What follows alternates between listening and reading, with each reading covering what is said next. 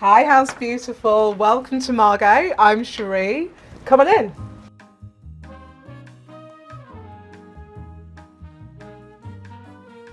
So here I am at my home in Margate, and we're right by the beach. So obviously that drew me to this place because I love being so close to the sea. I did want to have a kind of coastal feel, but not have it be contrived with like fishnets hanging from the ceiling. So I've kind of tried to bring in those seaside colours. So definitely lots of blues.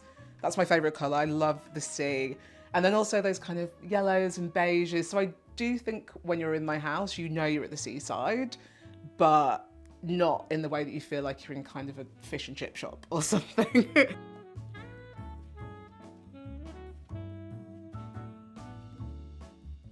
So I'm in my very yellow living room. This is India Yellow by Farrow and Ball, and I always use their paints because I just think they've got a really good kind of colour changing quality. So this colour looks quite different in the morning, and then it looks a lot richer and deeper in the evening, which is really nice.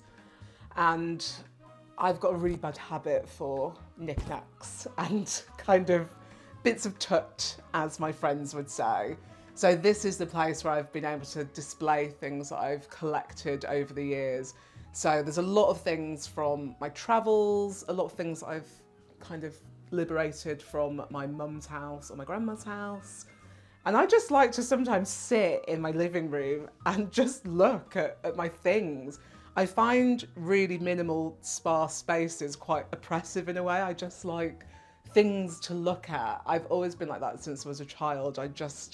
I've got greedy magpie eyes. I'm definitely on a budget. I think interiors as a hobby is one of the most expensive things you can do. So I'm always looking for ways to make my home look nice, but not chuck loads of cash at it. So I will beg, borrow and steal things. I'll upcycle things. I love eBay and I love kind of trawling car boot sales and vintage shops. But then I also will splurge and treat myself, but only if I think that I'm going to have them for life. So that's a good investment. So this coffee table is Soho Home, which was a huge splurge for me. But a coffee table is so central and integral to a living room. I use it every single day. And yeah, I think it's quite timeless. So I'll have this for a really long time, even if I do redecorate. This table will stay and it will be in pristine condition. Here I am in my dining room and home office. So the living room and this space are connected. So it was a bit complex. I was like, how do I kind of make them feel like separate spaces, but also they need to work together because it is one room. So I've gone for a paler shade of yellow, which I think is a good way to separate rooms but make them feel connected. I think this is the third colour that this table has been. I just keep painting it because it's quite quick. So it's been pink, blue, and now it's like an aubergine colour. And I'll probably paint it again. I think if you get secondhand furniture and it's quite inexpensive, you're not precious about it. So you just think, I'll keep painting it, I'll chop some legs off. So I do quite like having things that are a bit inexpensive because it just makes you feel less precious about your house. I think if I had a house where everything was really expensive and perfect, I wouldn't be a great host because I'd be too stressed about things being ruined.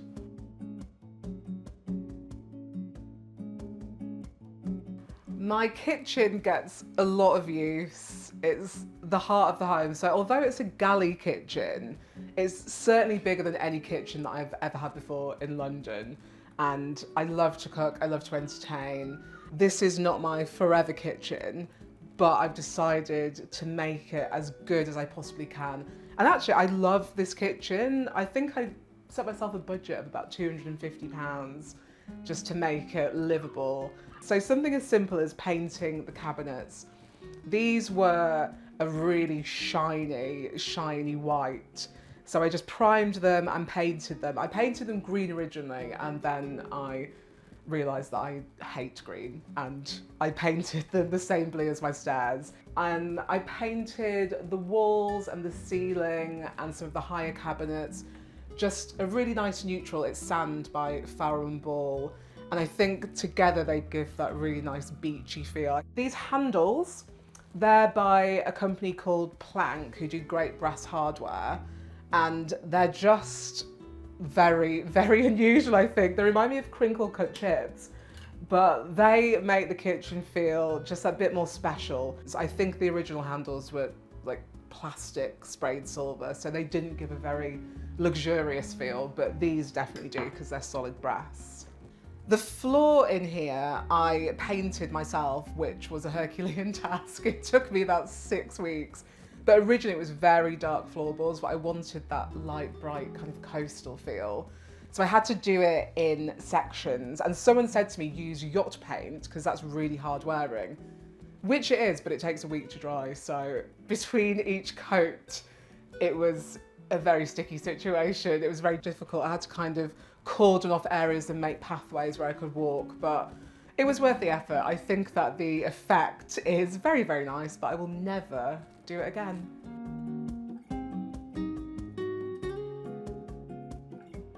Here we are upstairs in my main bedroom, and I was so happy to have such a large room, and I wanted it to have a very grown-up kind of boudoir feel, so hopefully I've achieved that.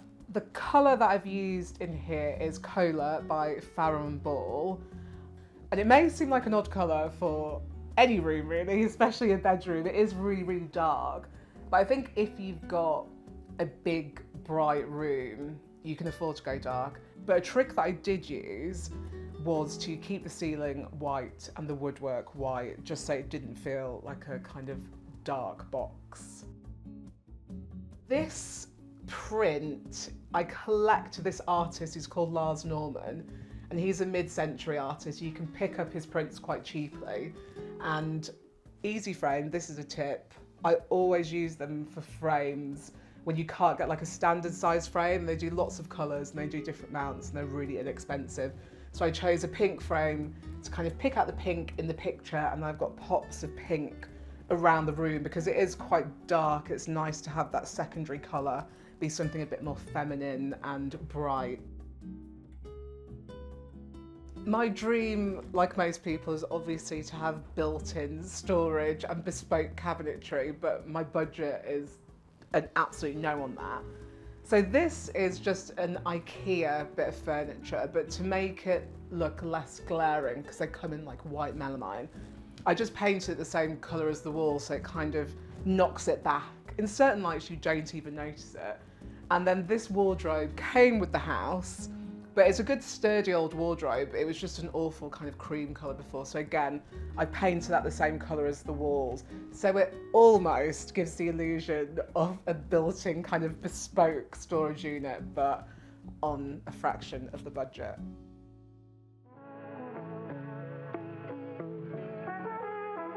This is my guest bedroom, because obviously I moved from London to Margate, so I have a lot of guests. You're very popular if you move next to a beach. So I'm always hosting. The colour is by House of Hackney and it's called Umber. And there's a big debate as to whether it's yellow or green. I think it's green. A lot of people think yellow. And I've drenched the whole room in this colour, so it feels very cocooning. I wanted to offset it with something a bit cooler. So I've got accents of a kind of mint colour.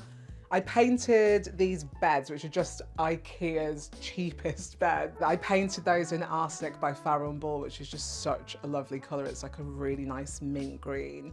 And then I picked it out in the accessories and the throws and the beds. I do love dressing beds. I think it's just a place where you can kind of go wild and add print and colour. And then also I've got a bit of the mint in storage and some teal in the border around the room, which is also House of Hackney. This is probably my most matchy room, but I've tried to make it a little bit quirky. So I don't think it feels too contrived. And also, I actually never spend any time in here. I'm never in this room because it's the guest bedroom. So hopefully my guests like it. I haven't had any complaints yet.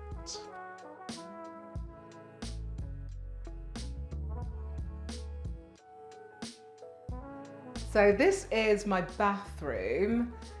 This is not my final bathroom. I am saving up to get my bathroom done, but I have always been of the mindset that I'd rather spend a little bit of money or a little bit of effort and make something look nice until I've actually got the time or the money or the resource to do it properly. I am obsessed with borders and I'm not very good at straight lines, so that enabled me to cover the very wonky line of paint that I did.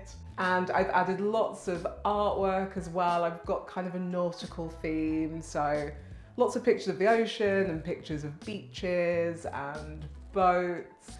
And the bath is original to the house, so I just painted that a lovely red. It's Preference Red by Farrow & Ball because I think that just provides such a lovely contrast against the blue. The way that I pick colours, it's quite instinctual, and often it will evolve. So I think I wanted this room to be blue, but then it did feel quite blue and it felt a little bit matchy-matchy. So then I do like to throw in a contrasting colour or something just a bit unexpected. I think styling is everyone's favourite part of interior decorating. It's mine anyway. Even when I'm arranging perfumes or things like that, I'll try and pull out the colours of the room. This is my perfume shelf. I'm very, very into my fragrance, but I've housed some of my samples in like a red pot that pulls out the red of the bath. These are from a trip to India. I always pick up souvenirs anywhere that I go. I can't help it. And I've got Russian dolls from when I was a kid. So pieces like this, I think, just kind of amp it up and make it feel less bathroomy, more roomy. My friends and I will just sit in here and chat sometimes. It's a nice space. It doesn't really feel so much like a bathroom. Thank you so much for coming to my home. I hope that you enjoyed it. And I hope that inspires you to use more colour and have a bit more fun around your own home.